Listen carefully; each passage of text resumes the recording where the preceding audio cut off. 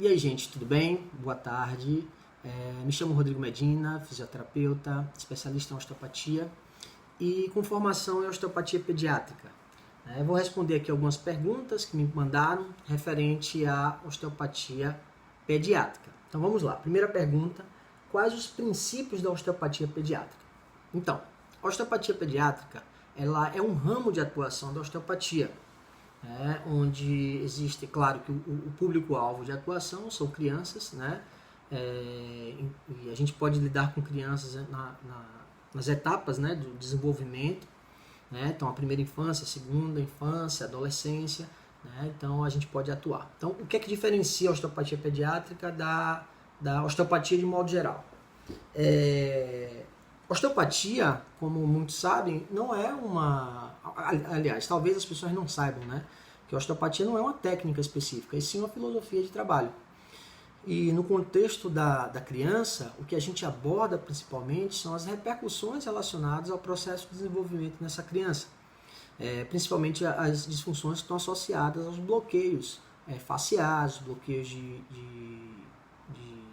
funcionamento visceral, bloqueio do sistema crânio-sacral, né? Então a gente acaba atuando nessas crianças, tentando restabelecer esse funcionamento e principalmente funcionamento do sistema neurovegetativo, tá? Então esse é o nosso foco principal. Então nós trabalhamos com técnicas suaves, né? Então nas crianças a gente não utiliza técnicas de manipulação como a gente utiliza nos adultos. Nós utilizamos técnicas de descompressão, né? Então, no adulto a gente consegue utilizar técnicas de compressão e descompressão, e na criança a gente utiliza basicamente técnicas de descompressão. E dentro dessas técnicas suaves, né, estão inclusas a terapia crânio-sacral, as técnicas de descompressão craniana, as técnicas de mobilizações de tecido facial, visceral, etc. Tá? Segunda pergunta: como é feita a avaliação na primeira consulta? Então, na primeira consulta, a gente busca informações, né, normalmente com a mãe, com o pai, do que a criança ela está sentindo, né? Então, qual o sintoma que a criança apresenta. Muitas vezes a criança não dorme bem, a criança tem refluxo, a criança chora demais. Então existem várias condições que podem estar associadas a essa criança. Então a gente vai buscar, tentar identificar qual é a queixa principal dessa criança e nesse processo de avaliação identificar onde que nós encontramos nessa criança zonas de tensão, tá? E a partir daí, no momento que nós identificamos essas zonas de tensão, a gente pode interferir nessa criança minimizando essas zonas de tensão. Terceira pergunta: quais as indicações e contraindicações da osteopatia pediátrica? Enfim, se eu for citar aqui todas as indicações, a gente tem muitas, né? Desde crianças hiperativas, crianças que têm déficit de atenção, crianças com problemas de trato gastrointestinal, crianças com dificuldade para dormir, né? Então, existem várias indicações dentro da osteopatia. E a grande maioria dessas indicações tem uma relação direta com o sistema nervoso autônomo, né, o sistema nervoso neurovegetativo e as disfunções cranianas, né, que aí mais adiante eu posso até falar para vocês um pouco mais, mas as crianças, principalmente na primeira infância, até ali mais ou menos 3, 4 anos de idade, o sistema reticular de alarme, né, então é um sistema que todos nós temos esse sistema, mas na criança é a única forma que ela tem de reagir ao que ela está sentindo, né? Então a criança ela não entende muito bem o que está acontecendo com ela. Então quando ela está com sono ela chora, quando ela está com fome ela chora. Então esse sistema ele é como se fosse um alerta que ativa o sistema nervoso simpático e a criança apresenta sintomas de cunho simpático-tônicos, tá? Então é basicamente isso. Do ponto de vista de contraindicações, não existe contraindicação, né, para a osteopatia. Porém, em situações onde a criança apresenta um quadro febril, né, situações onde a criança tem porventura sofrido algum trauma na cabeça, a gente precisa ter alguns cuidados, né? Não seria necessariamente uma contraindicação absoluta. Dentre elas, o estado febril a gente precisa ter bastante atenção, tá? Quais as técnicas manuais costumam ser usadas nas sessões de osteopatia pediátrica? Foi como eu falei anteriormente, né, quando eu falei dos princípios, as técnicas de descompressão cranianas e as técnicas da terapia crânio-sacral, técnicas de mobilizações viscerais, mobilização diafragmática, mobilização de fáscia tóraco-abdominal. Enfim, a gente tem um arsenal de recursos que a gente vai utilizar de acordo com a demanda do paciente. É usado algum equipamento? O único equipamento que a gente utiliza é esse aqui, ó, as nossas mãos. Então, toda a terapia é feita através de técnicas manuais suaves. Para crianças e bebês que possuem problemas que adultos também apresentam, utiliza-se a mesma técnica? Como eu falei também anteriormente, não. A técnica para criança é diferente para a técnica de adulto. Então, na criança a gente não faz manipulação e na criança as técnicas são feitas apenas com descompressão. Outra pergunta. O tratamento traz algum desconforto? Sim, tá? Então, algumas crianças elas podem sentir algum tipo de dor, a gente não sabe a intensidade dessa dor, mas que o que diferencia também, né, esse atendimento da criança é que a criança ela tem o tempo dela, então ela praticamente ela determina o momento de parar, né? E o que diferencia muito o atendimento do adulto para a criança é isso, né? Porque a gente precisa se utilizar de recursos lúdicos, a gente precisa conseguir se conectar com a criança, né? Então, acessar essa criança, aí acrescentando, né, a pergunta anterior em relação a equipamentos, a gente utiliza brinquedos, né? Então, se for considerado como equipamentos, brinquedos para poder a gente conseguir, de alguma forma, se conectar com essa criança, tá? Então, de desconforto, quando a criança ela não quer mais, ela tira a mão, ela pode chorar, né? E tudo isso daí faz parte. O atendimento em si, ele vai depender do tempo que a criança determinar que se deve parar, tá? Então, isso talvez seja uma diferença também entre o atendimento da criança e o adulto, né? Claro que atender criança tem um grau de dificuldade maior, você precisa ter afinidades em relação ao público-alvo, né? Entender as demandas daquela criança, né? E principalmente saber lidar com a relação com os pais, que muitas vezes os pais eles não entendem muito bem o que você está fazendo, às vezes eles acham que aquilo pode estar causando algum tipo de dor mais intensa, né? Mas não é, o objetivo não é esse. Pode causar algum tipo de desconforto, mas talvez não um desconforto a ponto da criança estar sofrendo com isso. Tá certo? Como é identificada a necessidade, como é realizada a prática da osteopatia com o bebê no ventre materno? Então, na verdade, quando trabalhamos o bebê no ventre materno, a gente não trabalha especificamente nos sintomas relativos ao bebê, tá? Então a gente trabalha com alguns sintomas que a mãe possivelmente ela possa estar apresentando. Então aí já não seria osteopatia pediátrica, seria osteopatia para a gestante. Então a gente trabalha basicamente com as técnicas para melhorar os quadros de dor da mãe, técnicas de mobilização de útero para diminuir o tensionamento do ligamento redondo do útero, né? Então existem algumas técnicas que a gente pode estar utilizando especificamente para tratar a mãe, não para tratar o bebê. O bebê só depois que ele nasce, tá? Desde o primeiro dia de vida em diante a gente pode tratar. No útero ainda não é possível tratar o bebê. Quando há gestação múltipla, consequentemente o espaço menor, pode haver dificuldade na realização da prática da osteopatia. Então, como eu expliquei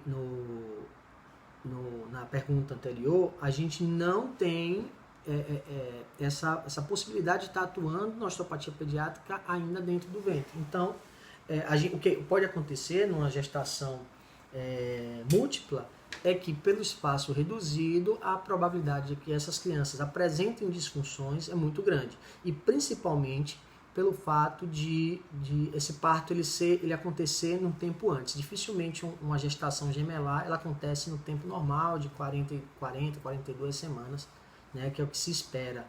Então, esses partos eles são feitos, na maioria das vezes, cesáreos, e aí as disfunções que acontecem são disfunções geradas pelo parto. Outra pergunta. Qual tipo de parto tem mais possibilidade de trazer complicações para essa criança? E como o tipo de parto pode trazer modificações diversas, como a má formação do crânio? Então, uma excelente pergunta. Ambos os tipos de parto podem trazer consequências para a criança. O parto normal, devido à passagem da criança no canal vaginal, causam compressões no crânio, isso pode gerar deformidades e que isso precisa ser tratado posteriormente. Já no parto cesáreo, se a criança já estiver encaixada, né? Ou seja, foi esperar até os últimos meses e a criança já encaixou a cabeça, e quando é feito essa remoção da criança, a criança está com a cabecinha encaixada ali no canal vaginal, na pelve, e a retirada da criança também pode causar algumas disfunções. Então, é difícil a gente determinar quais seriam as disfunções presentes. A gente sabe que são disfunções cranianas, mas a gente pode ter disfunções variadas, né? Exatamente por isso que o formato do crânio ele pode variar, né? Então, uma das condições que a gente encontra muito é a plagiocefalia, que seria uma alteração no contorno do crânio, né? Então, há uma assimetria do formato do crânio, e que quanto mais cedo nós tratamos a criança, melhores serão os resultados. Em uma avaliação, tratamento de um bebê recém-nascido, o fato dele não poder se comunicar dificultaria a terapia?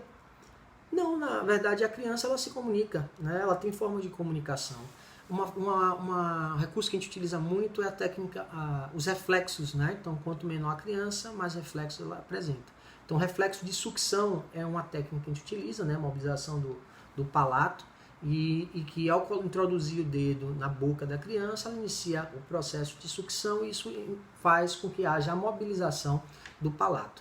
E ao mobilizar o palato, a gente consegue mobilizar as estruturas ósseas que estão ao redor. Então, é uma técnica que a gente usa bastante também, tá? Então, a dificuldade de comunicação, a gente vai tentar buscar se comunicar com o corpo, com o tecido do paciente. É como a gente trabalha com osteopatia no adulto também, de certa forma, tá? Quais são as técnicas da osteopatia utilizadas em crianças que sofrem com refluxo e o porquê do uso da osteopatia nessa criança? Então, como eu falei para vocês, a técnica osteopática utilizada vai estar diretamente associada ao que o paciente realmente apresente de restrições. Se o paciente apresentar restrições, por exemplo, de crânio, que possam estar repercutindo no esfenoide, que o esfenoide possa estar repercutindo no occipital, e que de alguma forma isso possa estar gerando algum tipo de compressão do nervo vago. Essa compressão de nervo vago ela vai repercutir no funcionamento parasimpático de algumas vísceras do corpo. Então a gente vai abordar essas vísceras. A gente pode encontrar zonas de bloqueio vertebral, e ao encontrar essas zonas de bloqueio vertebral, a gente pode encontrar a zona correspondente ao estômago, ou correspondente à resposta simpática de fechamento e abertura do esfíncter do hiato, né, gastroesofágico. Então a gente pode trabalhar também isso com mobilizações suaves, né? Então não é manipulação, a gente vai lá no segmento e mobiliza, a gente encontra o segmento bloqueado e mobiliza. A gente pode também utilizar técnicas de mobilização de fáscias, né? Fáscia tóraco-abdominal. A gente pode utilizar as técnicas de mobilização diafragmática, a gente pode utilizar as técnicas de terapia crânio-sacral, né? Então vai depender muito do que o paciente tem, o que o paciente permita que a gente faça, né? Então isso é muito importante ser dito. Então, já respondendo por que se usa a osteopatia nessas crianças, a gente entende que é possível se melhorar, né? Então o refluxo ele tem várias possibilidades de ocorrência, né? Então uma delas está associada ainda ao processo de maturação das vísceras da criança, então a gente pode auxiliar, né, no processo. Se o paciente tiver, por exemplo, uma hérnia de hiato, a gente pode mobilizar e também reduzir essa possibilidade de refluxo, tá? Então, como eu falo, né, sempre meus pacientes, né, é muito importante que a abordagem seja feita o mais precoce possível. Então, toda criança deveria ser tratada com osteopatia desde o início, né, desde o seu nascimento, e isso deveria ser levado adiante na vida, né? Países europeus, como a França, por exemplo, isso já faz parte da rotina, tá? Então, isso seria muito interessante para nós também. Sabemos que a fisioterapia traz grandes resultados em crianças autistas. Pode ser aplicadas nelas técnicas da osteopatia também? Então, quando a gente fala em relação ao autismo, existem, né, alguns níveis de autismo diferentes, né? Desde o espectro autista até os autistas de um nível de comprometimento maior. Assim, é difícil eu dizer se vai ter algum resultado com o paciente sem avaliá-lo, né, e sem tratá-lo. Às vezes, as pessoas estão procurando melhorar o autismo. Talvez o autismo não seja possível ser melhorado com a osteopatia. Porém, a gente pode melhorar outros aspectos do indivíduo. Então, não necessariamente eu vou estar tratando o autismo, né? Eu vou estar tratando outras repercussões. Mas eu preciso saber se esse paciente aceita, se esse paciente ele tem poder de interação, permite que eu conecte com ele, permite que eu toque nele. Então, isso é algo muito relativo e a gente precisa entender qual paciente que a gente está lidando, tá? Então, é uma realidade, né? Da mesma forma com pacientes neurológicos, né? Pacientes com doenças congênitas também podem ser beneficiados com as técnicas de osteopatia, mas a gente precisa realmente avaliar cada caso e ver até que ponto a gente pode causar algum tipo de benefício para esse paciente. Uma última pergunta, perguntaram se como é que faz para poder um profissional ter essa formação em osteopatia pediátrica. Então, assim, a osteopatia, ela é uma formação, né? Então, depende da escola que você faça, você tem um curso de formação, né, pode variar de 2 a 5 anos, depende da periodicidade dos encontros, né? Então, algumas fazem encontros trimestrais, outras fazem encontros mensais, enfim, cada escola tem sua forma de condução, né? Eu particularmente eu fiz a minha formação, minha pós-graduação em osteopatia e depois eu vi a necessidade de me aperfeiçoar no atendimento da criança e aí busquei uma formação complementar em osteopatia pediátrica, já que eu tinha uma demanda de crianças que chegavam ao meu consultório e eu sabia que eu poderia oferecer algo além do que eu estava oferecendo para eles. Então, no meu caso, foi uma formação complementar e existem várias formações complementares, não só em osteopatia pediátrica, mas em outras áreas de atuação da osteopatia também. Tá certo? Eu espero ter respondido, né, as perguntas. Espero que, de alguma forma, eu possa ter contribuído com o trabalho de vocês e me coloco à disposição, né, sempre que assim for necessário. Ok? Então, mais uma vez, agradeço o convite e um forte abraço para todos e até breve. Tchau, tchau.